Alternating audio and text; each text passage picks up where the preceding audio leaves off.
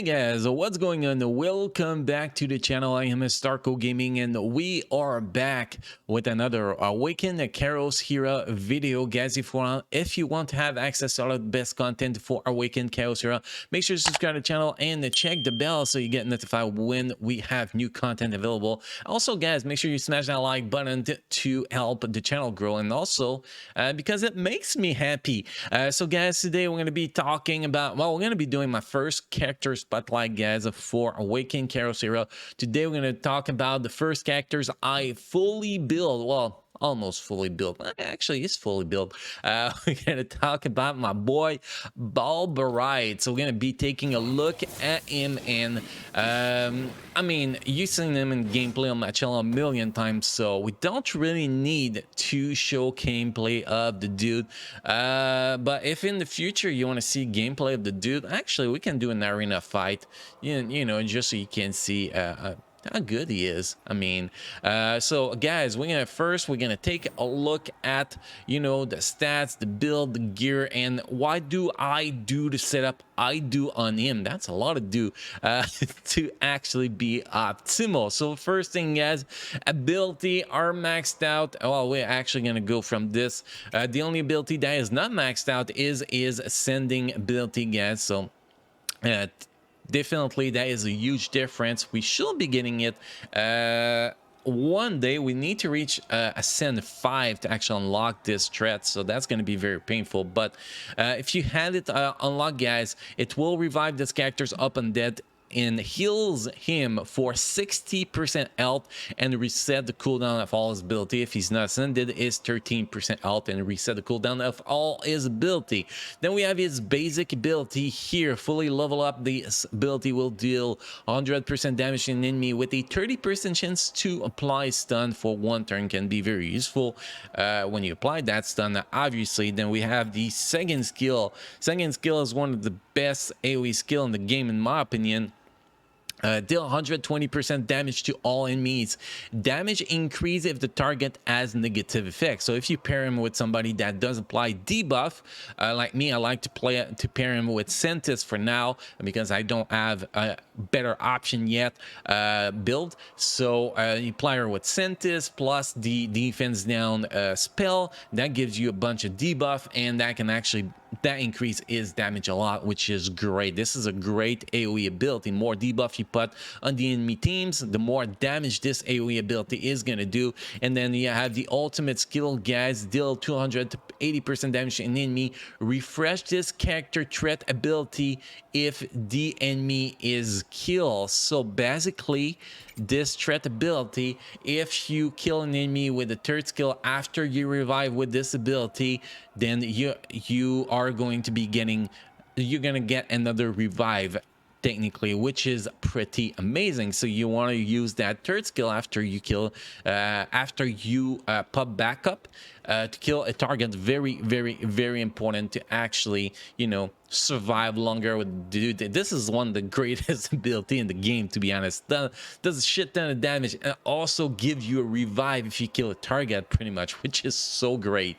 So those are the ability, guys. If we look at the glyph, the glyph setup we have is fully maxed out glyph. So if you maxed out his glyph, you're gonna get 749 attack, 445 defense, 10% HP, 3.6k 10% critical rate, 3.6k HP, 22 speed, 14% critical damage, 14.5% resistance. So that is what you will get from the glyph only if you get his glyph to the max level. Gear wise, my recommendation is 4 rage gear with 2 attack gear, so you can actually get up to 100% critical rate, and then max, you know, get as much critical damage to do as much damage as possible without, you know, without ignoring the fact that bringing more attack will do more damage too. So if we talk about primary and secondary stats, guys, so primary on the first 3 gears, we don't have a choice. We go what we get.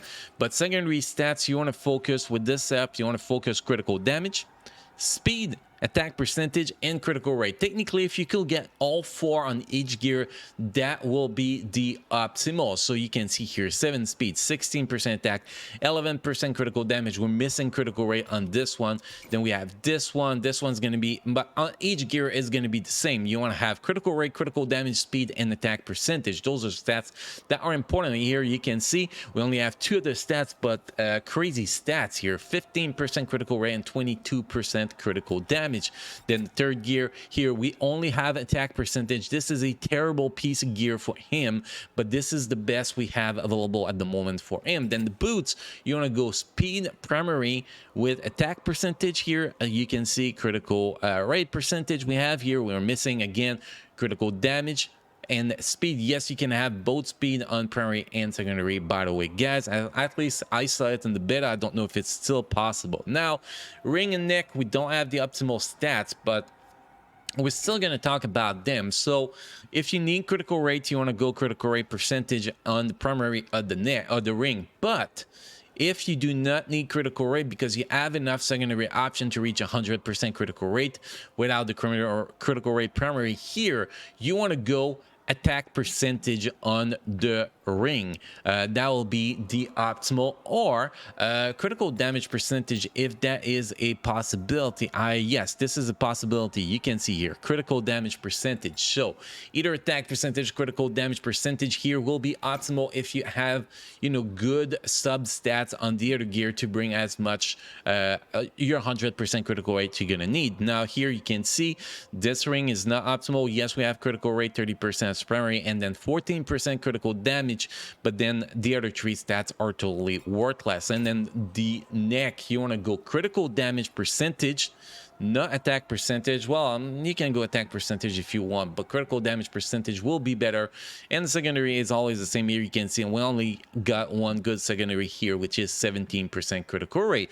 Although that we are missing a lot of good primary and a lot of good secondary stats, guys. The stats are still very, very solid. We have 3.8k attack, we have 10.6k HP, we have 136 speed, we have 109% critical rate. You can see here, if I get a couple more primary secondary with critical rate, I could switch that ring for a critical damage ring and actually get so much better stats. Here you can see critical damage is 211%.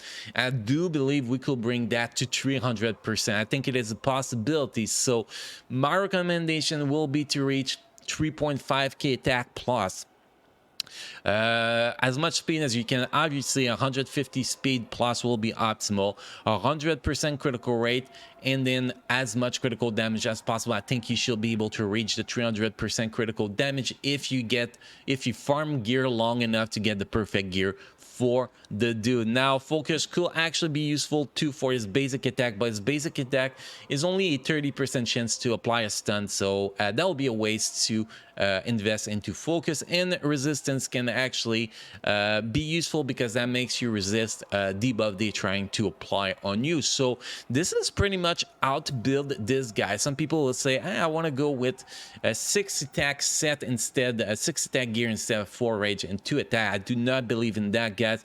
In my opinion, 4 rage plus 2 attack will give you more damage because the critical damage and critical rate duo will give you a better amount of DPS than just attack set, in my personal opinion. In other games I play, it's always been like that. Look at Raid Shadow Legends, most characters that you build with critical rate, critical damage, you will be doing better than if you build with attack set, unless if it's a healer that is healing his base on the attack he has, then that's different. But for normal DPS characters, for me it's 4 rage, 2 attack, 4 rage, and 2 speed. That's usually what I go for. Now if we go showcase you know, a fight of PvP so you can actually see how hard he hit. We're not gonna have the best fight in PvP, but I want to do a fight in PvP, so we're gonna go against a team we can actually beat, which is gonna be level 40. Again, this is just to showcase his ability a little bit, at least one of his ability, so you guys can actually see that AoE damage is actually pretty great paired with the AoE Ascentus. So here we're gonna apply that. We're gonna follow up with that. Here we go. And then we are going to apply attack down on one of the targets, so that target can actually take more damage. We're actually going to do that on him. 3 debuff, it's better than 2 debuff, so this one in the back should actually have higher damage number, and it was not, the other one has element disadvantage. You can see that AoE is pretty nasty. We had the 13k crits, and we don't have optimal stats on this dude. That is a lot of freaking damage. Now my PvP team is not really built, so I cannot go in, you know, a crazy ass PvP fight. But guys, if you want to see more gameplay of this dude, we have a shit ton of gameplay on the channel. Most of the dungeons we covered, arena floor 100, not arena but tower floor 100 and normal. You can see this guy in action. Just check my playlist in the cards, top right corner of the video, or just go watch my previous video of Awaken Carousel, and you're gonna see this guy in action. He is a total monster. I don't know if he's one of the best legendary, but I am in love with him, and he's definitely gets the job done for me. So it's definitely a good character. So guys, this is pretty much all we had for this first character spotlight, guys. If you want me to talk about different stuff in those character spotlight, show different kind of gameplay and all that kind of stuff, please use the comment section. Let me know in the comment section, guys. I will do what you guys want me to do on those character spotlights. So guys, thank you for watching. Thank you for being an amazing part of my community. You all keep enjoying playing Awaken Carousel, and I will see you guys again in the next video. Thank you.